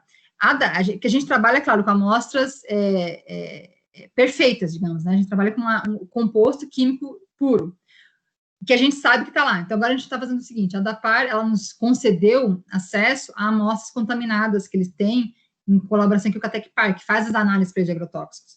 Então, eles já fizeram análise, já confirmaram o que está lá dentro, o que está naquelas amostras de alimentos, né? Eu acho que tem morango, que eles iam mandar, tomate. E aí, o que a gente vai fazer? A gente vai pegar essa amostra que já foi analisada e tentar ver se a gente consegue chegar numa análise parecida. A gente consegue também confirmar, porque a gente, como eu falei no início, como eu falei na minha fala, a gente tem a questão de interferentes, não só de outros agrotóxicos, mas inclusive dos nutrientes, né, do que faz parte dos alimentos, porque cada alimento, isso eu não sabia, né, mas tive que estudar, cada alimento tem uma maneira de análise diferente, tem alguns que agrotóxicos ficam mais por fora, né, então você, às vezes, numa lavagem, você consegue eliminar um pouco e analisar, então isso a gente iria fazer com alguns alimentos, outros, o agrotóxico não sai na água. Então, se a gente quiser analisar quanto agrotóxico tem naquele alimento, a gente tem que macerar aquele alimento. Se você macera, você vai ter os nutrientes daquele alimento também, se eles podem, né, causar um interferente. Então, eu acho que é mais ou menos esse ponto que a gente está agora, né? A gente está dialogando com eles justamente para tentar usar em amostras reais, na medida do possível, e para depois tentar projetar para ver no campo. Mas, assim, veja, não iria ser no solo. Como que funcionaria? A ideia seria, no campo, se tivesse os alimentos, que até onde me falaram que alguns, né, a gente tinha feito, acho que com cenoura uma vez, tinha saído um pouco, a gente lavar, por exemplo, no campo, lavar algum dos alimentos, e naquela água que lavou, a gente conseguir detectar alguma quantidade, para poder dizer, por exemplo, está sendo usado algo proibido aqui, fazer uma triagem inicial. Ou, se tivesse, né, um mini processador, ou como que fosse esse tratamento desse alimento, moer ali rapidamente, fazer análise ali no campo daquele alimento, não é do solo, né, a gente faz no alimento. O solo seria, muito importante também essa análise de solo, mas a gente ainda não trabalha com isso. Tá, obrigada. Alguém tem mais alguma pergunta? Pode, só. Então, boa noite. Estão me ouvindo bem? Então, Sim. Aqui é o André Cesarino. Acho que a gente se conhece há um pouquinho de tempo já, né? Desde criança, praticamente. Conhecemos bem. Uma satisfação Sotaque enorme. não mudou nada, né? Um pouquinho só. É uma satisfação enorme ver a tua palestra e realmente ver esse trabalho que tens executado aí, a ligação enorme que tem junto da agricultura. Acho que é um trabalho fantástico, fenomenal e que, para nós, né, pensando em segurança alimentar e segurança do meio ambiente, realmente é um trabalho fantástico. Ele tem um potencial de uso muito grande e acho que tu fostes bem otimista, falando em que em alguns anos ainda vai se usar agrotóxico. Eu, particularmente, acho que nunca vai ser parado de usar. Então, se teu trabalho aí vai ter realmente uma aplicação prática para sempre, porque sempre vai ser utilizado agrotóxico. E a gente vai sempre estar tentando, né, tirar esses resíduos aí de alimentos, né, e outros produtos. Eu até falo isso porque eu tenho trabalhado, né, eu trabalho aqui na EPAGRE como pesquisador, tenho trabalhado cada vez mais com abelhas e resíduos de pesticidas em abelhas. Então, eu tenho trabalhado aí a gente pega as amostras de pólen, por exemplo, de abelhas que foram polinizar pomares e avalia se tem fungicidas, se tem inseticidas, e realmente teu trabalho, aquele gel que tu mostrasse ali, que pode ser realmente uma camada protetora, isso aí talvez na apicultura, pensando em proteção às abelhas, considerado o ser vivo mais importante do planeta, quem sabe a gente possa utilizar isso para melhorar, inclusive, sanidade apícola. Então, vendo a tua apresentação, eu vejo um potencial de uso dessas tecnologias na agricultura de uma maneira realmente muito grande, cara. Fiquei bastante feliz de ver esses resultados. E eu queria te perguntar, na verdade, mais do ponto de vista prático, né? Hoje, como consumidor de alimentos, eu não tenho acesso a alimentos orgânicos, como tu falou em algum lugar. O que a gente pode usar para catalisar uma reação de agrotóxico? Bicarbonato de sódio, vinagre, deixar de molho os vegetais. Funciona isso aí do ponto de vista químico para a gente tentar eliminar um pouco esses resíduos de agrotóxicos dos alimentos? Obrigada pelas palavras de carinho, realmente a gente se conhece desde muito pequeno, né, e eu fiquei muito, muito feliz, né, de quando eu recebi esse convite no início, a Carol, e conversei com você que eu iria voltar para Caçador, né, que é onde eu nasci, mas infelizmente não pude estar aí, mas esse negócio que você falou que eu fui muito, primeiro eu vou fazer um comentário que eu fui muito, como é que é, otimista, né, que vamos usar por alguns anos, é porque uma vez eu falei isso, e eu fui, né, não fui linchada, né, mas de várias pessoas da vertente de agricultura orgânica, falando que meus dados orgânicos estavam errados, que a gente, muito em breve, não vai ter mais, né, não vai ter mais uso de agrotóxico, e o que eu vou fazer na minha pesquisa? Aí eu falei, bom, a ciência nunca morre, né, a gente se reinventa de qualquer forma, mas eu também concordo com você, eu acho que vai demorar muito tempo a gente parar de usar, talvez ir para essa vertente, né, de semioquímicos, né, de usar feromônios, outro tipo de controle de pragas, mas eu acho que não tem nenhum controle de praga, a gente depender disso para alimentação, acho que é muito difícil. Então, a gente tem que saber lidar com isso de maneira segura, né, acho que essa é a proposta. A gente não está negando que agrotóxico não é tóxico, mas a gente sabe que existem limites de uso que são confiáveis, né. E super legal essa ideia da questão dos géis para a sanidade de abelhas, né, eu acho que seria super legal a gente conversar mais adiante sobre isso. E a gente, né, tem os aerosóis que a gente quer, a proposta é projetar aerosóis, ou talvez até, né, algum material que vocês utilizam para proteger as abelhas também poderia ser usado, então acho que a gente pode conversar mais sobre isso. E sobre a sua dúvida, olha, eu confesso que eu não sei, é uma pergunta que já me fizeram, e eu acho que eu definitivamente preciso conversar com alguém mais voltado para essa área, porque não é bem, tem a ver com cada tipo de alimento tem uma certa quantidade de agrotóxico que fica incrustada, né, ou fica penetrada em camadas mais internas e externas.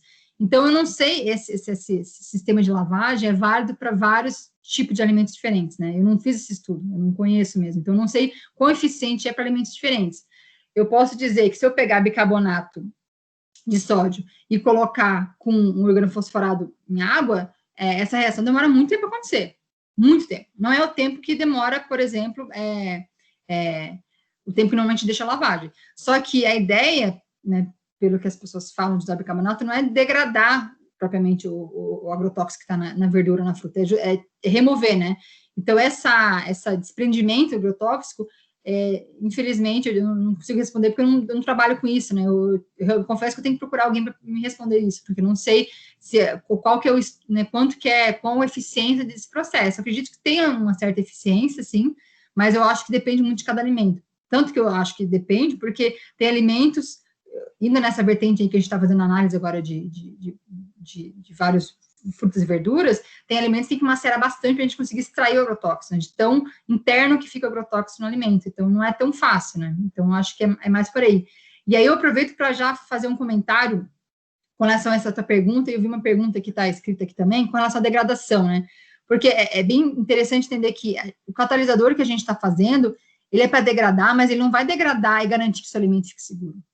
Ele vai degradar para ser uma forma de detectar, de dizer que tem uma coisa ali insegura, né? A gente degrada, mas fica ali no meio, a gente não consegue garantir, justamente pelo fato que a gente não consegue garantir que tudo que está todo o agrotóxico que está naquela verdura saia, né? Digamos, por exemplo, o exemplo que deu do bicarbonato. Se a gente usasse algum catalisador, a gente coloca em solução uma maçã e, vai degradar o agrotóxico que está na casca e pronto, você vai poder comer. Não é assim, porque muitas vezes o agrotóxico não vai sair na casca simplesmente em contato com a água, né? E podem ter outras reações da casca com o agrotóxico, né? Desculpa, da casca com o catalisador. Então, a ideia dos catalisadores aqui é justamente a gente criar uma forma de a gente conseguir, a gente degrada, e pela degradação a gente vê que está presente. Então, é uma forma, digamos, indireta de detectar, de sensoriar. E a mesma coisa acontece, que a pergunta fizeram aqui no solo. A gente não conseguiria, por exemplo, ir num campo, assim, gente, usaram muito agrotóxico, vamos então, vamos degradar aqui e tornar que se torne segura. A gente não consegue jogar o catalisador numa lavoura e garantir que vai degradar e aquela lavoura vai ficar confiável, né? Não é nesse sentido que a gente tem atuado. Acho que deve ter formas, né? Deve ter formas de agir dessa forma, mas o que a gente propõe é justamente você pegar uma amostra daquela lavoura, daquele solo, né? O solo a gente não trabalha ainda, como eu falei, mas a ideia seria pegar uma amostra, analisar e aí dizer, olha, está contaminado, tem uma substância proibida. A destruição é mais projetada para estoques, então é pensando em galões, é pensando em apreensões, então a gente tem um grande estoque, o que a gente vai fazer com isso? A gente joga lá dentro, porque a gente sabe que é um galão que só tem aquilo puro. Então, é direta a reação. Agora, quando a gente fala de alimento, a gente não sabe como que vai ser a reação com o alimento, a gente não sabe se tudo vai sair do alimento, né, quanta porcentagem. Então, esse é um estudo mais complexo que eu acho que vale a pena realmente levar à frente. Eu vou ver se a gente consegue alguma pessoa que trabalhe com isso junto, porque eu confesso que eu acho que envolve muita biologia, né, que é a questão todos os nutrientes da maçã, como vai reagir, tudo, ou qualquer alimento que seja, né? Então, é uma pergunta super importante, pertinente, mas eu não tenho a resposta final aqui, mas eu acho que a gente tem muito para estudar ainda nesse vertente. Obrigada pelo comentário de novo. Obrigada, Elisa. Alguém tem mais alguma pergunta? Aqui a pergunta foi do professor Leandro Han, ele como é da área de solos, então o interesse dele é realmente a área de solos, então ele fez a pergunta aqui no chat, acredito que você já tenha respondido. Mas alguém tem mais alguma pergunta? Pode mandar aqui no chat. Pode perguntar. Alguém ligou o áudio, fique à vontade. Isso. Aqui é Ivan Faoro. Durante a tua palestra, eu estava conversando com teu pai, Elisa, e dando os parabéns para ele. Né? O teu pai é amigo, né? Foi meu coordenador do doutorado, orientador, né? E a gente fica bem orgulhoso de ver você falando, né, com esse conhecimento que você tem, né? Mas a minha pergunta é a seguinte: qual a sua expectativa sobre o lançamento de novos produtos agrotóxicos com capacidade de degradação mais rápida, né? O que a gente pode esperar para o futuro sobre isso? Bom, primeiro, obrigada pelas palavras de carinho. Realmente, eu acho que tanto é que eu falei que meu pai que ele iria comigo para Caçador, né? A gente combinou de fazer essa viagem juntos, justamente levar ele aí para voltar às origens. E eu sinto muito orgulho, talvez essa vertente que eu escolhi na minha vida de trabalho, talvez é muito influenciada por ele, né? Porque eu, quando era muito nova, inclusive, eu ficava lá trabalhando com ele no laboratório, ele vários experimentos lá de encontrar formas de controle de pragas alternativos, mas né, menos tóxico e tal. Então, acho que isso acabou me influenciando bastante, né, na carreira que eu segui. Com relação à sua pergunta, é difícil prever, né? Eu acho, assim, que o que a gente precisa garantir cada vez mais estudos de segurança com relação a esses compostos, sabe? Porque a gente tem... ano passado e esse foi muito alarmante a quantidade de substância que foi proibida, que foi liberada, né? Eram proibidas e várias foram liberadas novamente. Então, a gente tem essa mudança constante da legislação, que vocês sabem. Então, isso é um problema muito sério no Brasil, porque daqui a pouco proíbe de novo, né? Então a gente tem um estoque enorme, um galão enorme que não pode. Aí daqui a pouco libera, aí começa a produção de novo, mas aí proíbe, aí tem a indústria que fabrica, tá cheio de estoque daquilo, né? Então, eu acho que o primeiro problema que a gente tem é com relação a isso, a gente tem que conseguir ter um controle melhor, em segurar melhor essa legislação. Por que estão permitindo, liberando, né? Acho que tem muitas questões políticas por trás disso, né, que é difícil a gente falar aqui, mas a gente precisa pensar, em primeiro lugar, na segurança, né? A gente tem vários pesticidas, vários agrotóxicos que são permitidos no Brasil, que são proibidos no mundo inteiro, então a gente tem que, talvez, se alinhar a isso, né? Por que são proibidos? Quais são os efeitos, né? O que causam de mal? A gente não tem nenhum substituto que poderia também controlar aquela praga de forma eficiente. Então, eu acho que a minha perspectiva nisso, eu acho que a gente conseguir, primeiro, dialogar melhor. Acho que esse tipo de diálogo, por exemplo, eu preciso conversar com agrônomos, eu preciso conversar com biólogos, eu preciso conversar com pessoas para entender exatamente o problema, para a gente conseguir conversar, porque senão eu começo a trabalhar com um composto que não tem a menor utilidade, né? Eu lembro quando eu fui começar com a Adapar, bom, a gente está trabalhando com essa molécula aqui, não, mas essa a gente não tem muito problema, aí, entendeu? A gente tem que criar esse diálogo, porque é aí que a gente consegue juntar a especialidade de cada um e, de fato, fazer diferença, mudar alguma coisa, né? Então, eu acho que a gente tem que ter mais estudo nessa questão de segurança do uso desses compostos e melhorar a nossa legislação com relação a isso, sabe? Esse controle. O que foi proibido, por que foi liberado novamente, e talvez manter essa proibição, porque ela tem as suas ressalvas, quando tiver, né, gente, estou falando aqui, e tentar cada vez mais buscar formas alternativas, né? Então, com relação a reações mais rápidas, né, catalisadores mais rápidos, eu acho que a gente vai ter que se reinventar. Cada vez que surge um agrotóxico novo, a gente vai ter que, né, estudar e ver se alguma das coisas que foi desenvolvida ele é viável para aquele novo agrotóxico, a gente tem que desenvolver um novo, né? Eu acho que é aí que está o que eu falei no início, que a gente tem que ser seletivo, que tem muitos neutralizantes, muitas pomadas que não vão ser efetivos num espectro grande de agrotóxicos. A gente tem que saber trabalhar com quais são. Então, acho que esse é o desafio, né? É o que a gente tem percebido. A gente vê mudanças muito sutis, sabe? A gente pega um agrotóxico e um outro que são muito parecidos quimicamente, mas muda uma coisa de nada, já muda absurdamente o jeito que a gente tem que projetar a neutralização e a destruição ou a detecção. Então, esse eu acho que vai ser o desafio, né?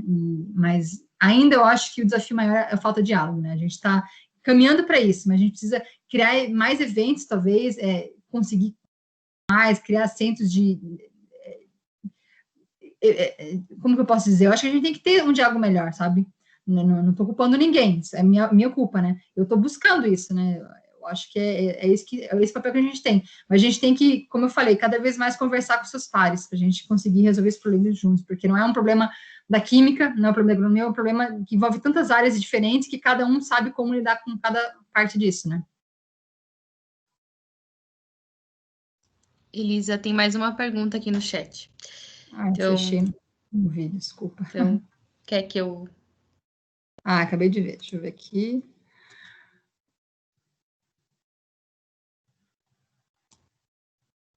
Existe sim. Eu não trabalho especificamente com paraquat, né? Então a pergunta foi, né, se que a gente tem um estoque muito grande de paraquat e, né, se existe método de degradação. Com certeza existem métodos e a gente poderia, se alguém me falasse, bom, a gente está com problema com paraquat, vamos destruir ele, eu colocaria um aluno, né, para a gente trabalhar e focar só nisso. Então, basicamente, a gente tem feito isso agora. A gente pega um problema e vamos focar nesse problema. Então, por exemplo, veio o problema do glifosato. Então, vamos trabalhar com glifosato. Então, o próximo problema seria o paraquat. Eu não conheço especificamente agora, mas eu posso te dar certeza que alguém já fez isso, alguém está fazendo isso. E senão a gente também consegue fazer isso. Eu acho que essa é a demanda que tem que ser criada, né? Mais alguma pergunta? Carol, só vou fazer uma colocação. Boa noite, Elisa. Meu nome é Nicole. Eu gostaria, primeiramente, de elogiar, né? Para mim foi um tema totalmente novo, assim. Eu sou agrônoma e muitas vezes a gente foca na agronomia, no controle da praga, no controle da doença, e a gente não pensa, a gente quer saber do produto final, do resultado final, na verdade, né? De como controlar, de como, na verdade, se livrar daquele problema. E hoje tu mostrou um outro lado, na verdade, eu sou leiga nesse assunto, até me despertou muita curiosidade em ler e buscar mais sobre isso, sobre a produção desses biocombustíveis, desses biodecompositores, até desse gel que tu comentou. Então, mais como forma de elogiar a tua pesquisa, de achar que foi algo muito interessante e com certeza daqui a uns 1000 anos ainda isso vai ter importância e vai ter continuidade, porque acredito que os agrotóxicos não vão deixar de ser utilizados, não no futuro muito, muito próximo, né?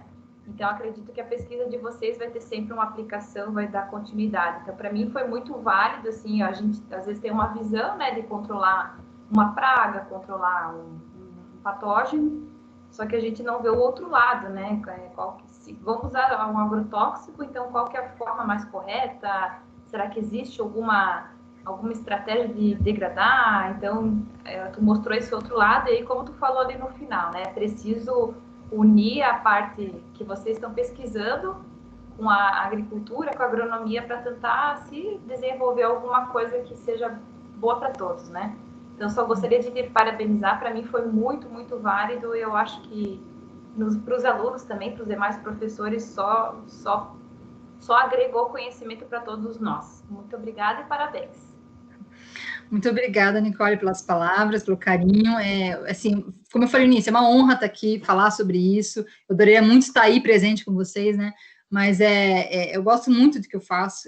Brilha muito meus olhos fazer ciência, brilha muito meus olhos saber que a gente consegue fazer uma diferença. E que você falou, vai ter por muitos anos agrotóxico. E se não tiver, que bom que criou-se uma outra forma de controle de praga, e a gente vai se reinventar e fazer outra forma, né? A pesquisa nunca acaba, né?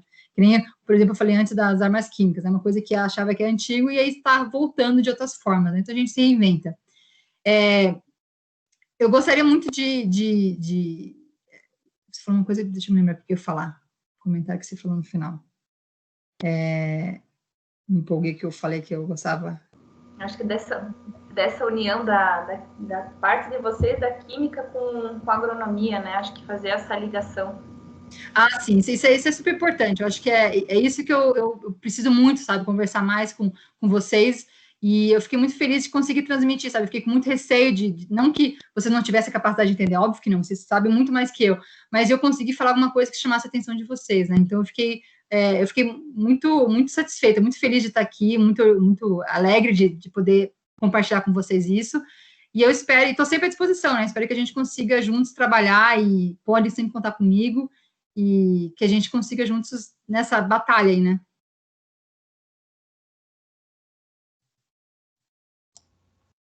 Mais alguma pergunta, alguma colocação?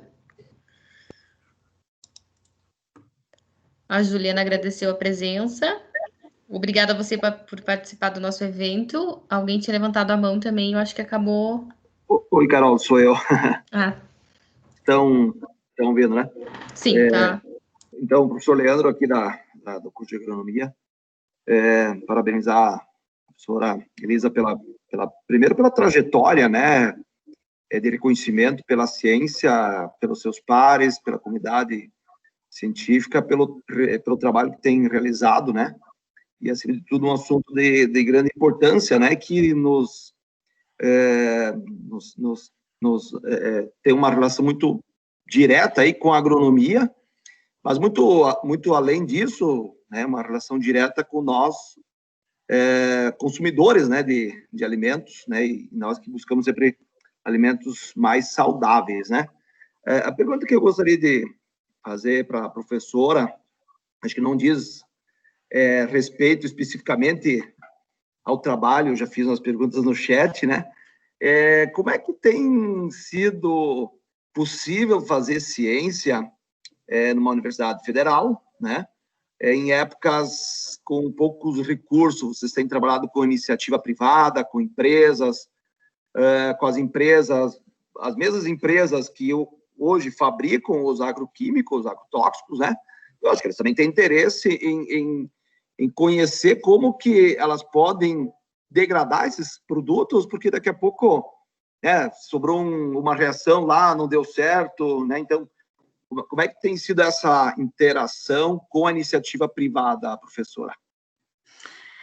Obrigada pelas palavras, carinho e por todo, né, os elogios. Realmente é uma honra minha estar aqui hoje. Tem sido difícil, né? Como a minha fala nisso foi justamente para mostrar como a gente tem que valorizar a ciência. A gente tem que se reinventar. As pessoas que estão conseguindo fazer uma pesquisa, que estão mantendo o laboratório, mantendo os alunos, é porque ainda tem alguma sobra de projetos ainda aprovados. A gente ainda tem muito pouco interação com a iniciativa privada, né? Infelizmente, isso é conhecido no Brasil, né? Que a iniciativa privada, as indústrias ainda investem muito pouco em ciência e tecnologia, investem muito pouco em pesquisa e desenvolvimento. Tem poucas indústrias que fazem isso, né? Bem poucas. Mas a gente está começando a fazer isso. A gente está, né, justamente por essa falta de investimento, por essa, né, que está acontecendo, a gente está tendo que ir atrás. Então, a gente está criando centros de pesquisa. A nossa universidade, por exemplo, está criando redes de empresários e pesquisadores da universidade, para a gente mostrar o que a gente tem feito, para ver quais teriam interesse, né, em ajudar, em tentar resolver alguns problemas e vice-versa. A gente está atuando agora junto com a Polícia Federal e a Polícia Científica do Paraná, justamente procurando recursos de outras formas, né, que a gente não tem disponível lá, para justamente conseguir resolver esses problemas. Então, vejam, são momentos muito difíceis, né, momentos que a gente vê que a ciência ainda continua nos salvando tanto e está cada vez mais sendo desvalorizada. Então, a gente precisa salvar ela. A gente se reinventa, não sei por quanto tempo a gente vai conseguir se reinventar ainda, né, e se manter, mas, por enquanto, a gente está indo atrás. A gente está fazendo muito menos, eu certamente poderia estar fazendo muito mais. Eu não faço mais porque os alunos não têm bolsa, os alunos não têm condições de ficar, os alunos não têm dinheiro para viver, né, assim, de certa forma. Então, a gente poderia estar fazendo mais. A gente está fazendo um trabalho muito bacana, né, por causa do esforço absurdo que os alunos estão fazendo, né, por causa do esforço enorme que a gente faz, trabalhar madrugadas e finais de semana, mas poderia estar fazendo mais. Então, acho que falta investimento, né, e a gente não pode depender, é muito importante as interações com a iniciativa privada, como você bem falou. A gente precisa ter essa interlocução melhor. E a gente está indo atrás, nossa universidade está fazendo isso. Só que a ciência não depende disso, em qualquer país. A ciência não depende de investimento privado, e ainda depende de investimento público, né? Então, a gente precisa ainda ter o Ministério da Ciência e Tecnologia investindo em ciência, não pode estar cortando os recursos. Mas, junto com isso, a gente tem que ter a iniciativa privada, justamente por causa disso que você falou, né? Esses exemplos que você citou. Eu lembrei agora o que eu ia falar antes, que a Nicole comentou da importância e tal, né? Eu vou dar um exemplo que a gente ficou sabendo aqui que aconteceu aqui na Polícia Científica, que a Polícia Científica do Paraná nos falou, de quão importante a gente ter conseguido tentar detectar nesses agrotóxicos, um problema sério. Eles fizeram uma apreensão, né, na fronteira, e aí encontraram pó branco, foram usar aquele sensor lá aquela gota que muda de cor, que é para drogas, né, cocaína, e mudou de cor, apreenderam o agricultor por sei lá quantos meses ou anos, não sei, por suspeita de tráfico. E aí depois foram ver que não era droga e era um agrotóxico, aí precisavam confirmar. Ou seja, existe uma demanda muito grande, principalmente nas fronteiras, né, para conseguir confirmar qual que é o agrotóxico que está ali, porque muitos vêm como pó branco, sem um rótulo, justamente para, né, ver se passa. Então, esse é um outro problema bastante. A gente está indo muito para essa vertente de aplicações com essas agências, esses órgãos de fiscalização, digamos. Isso tem ajudado bastante a manter um pouco o que a gente está fazendo e também criar demanda, né, de qual o problema, né, porque qual que é o problema que está tendo para a gente tentar ir atrás. Então, o problema é o glifosato? Então, é o glifosato. O problema é o paraquat? Então, é o paraquat. E a gente vai pegando os problemas e tentando resolver para devolver isso para a sociedade, digamos, né. Obrigada. Obrigada, Elisa, mais uma vez. Mais alguma pergunta? Também gostaria de agradecer que a gente tem um público também uma acadêmica aqui de um curso de agronomia de uma outra instituição também, e está adorando esse tipo de palestra, tanta informação nova que antes eu não fazia ideia. Então, agradeço também a participação, que a gente enviou o convite para todas as universidades do curso de agronomia do Brasil, então a gente conseguiu um público externo também. A Luísa Marchioro, nossa ex-acadêmica, espero que retorne para o curso em breve. É isso aí. Não sei se alguém tem mais alguma pergunta, mas eu queria agradecer mais uma vez o convite, Elisa, obrigada. No início, quando a gente conversou faz alguns meses, né, nós havíamos planejado que vocês viriam para Caçador, tínhamos conversado se o Afonso viria ou não. Eu também. Mas logo nós estaremos em Curitiba ou vocês estarão em Caçador. Então, gostaria de agradecer muito por ter aceito o nosso convite, por ter feito uma brilhante palestra, até quando saiu os prêmios ali, o Prêmio Nobel, que saiu agora recentemente, a gente compartilhou no grupo aqui, que você faz parte dessa equipe, que você conhece as pesquisadoras que receberam o prêmio, então é um prazer imenso o curso ter você como palestrante, ainda mais como mulher, né? Um curso que é praticamente só de homens, por mais que você não seja agrônoma, você é mulher, você tem uma grande representatividade na pesquisa. Obrigada mais uma vez. Gostaria de agradecer a participação de todos os acadêmicos, e amanhã nós temos a palestra, então, com o Celso Albuquerque, e na quinta-feira com o Matheus Fraga, que trabalha na SIDASC, que vai falar praticamente vai alinhar com o teu tema de degradação, dele vai ser sobre receituário agronômico. Então, obrigada a todos, mais uma vez, e espero ter uma boa adesão amanhã novamente com vocês. Muito obrigada pelas palavras, obrigada a todo mundo que, né, ficou até o final, e espero que vocês tenham um evento maravilhoso, aproveite a oportunidade, gente, e podem me convidar de novo, que eu vou para Caçador da próxima vez, né? Logo, logo, isso tudo passa, a gente pode se encontrar. Obrigada de novo. Obrigada, boa noite a todos. Boa noite.